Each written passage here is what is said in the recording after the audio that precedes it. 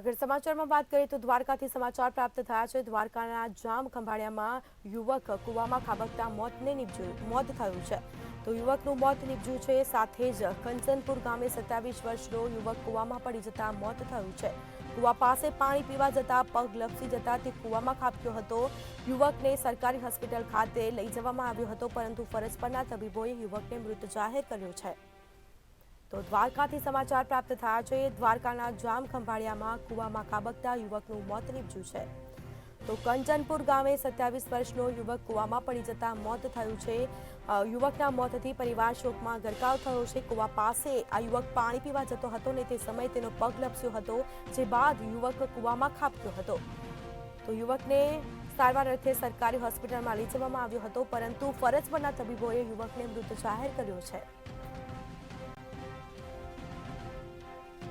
તો દ્વારકાના જામ ખંભાળિયામાં કૂવામાં ખાબકતા યુવકનું મોત નીપજ્યું છે। કંચનપુર ગામે 27 વર્ષનો યુવક કૂવામાં પડી જતા મોતને ભેટ્યો છે। તો યુવકના મોતથી પરિવાર શોકમાં ગરકાવ થયો છે। યુવકને સરકારી હોસ્પિટલમાં લઈ જવામાં આવ્યો હતો, પરંતુ ફરજ પરના તબીબોએ યુવકને મૃત જાહેર કર્યો છે।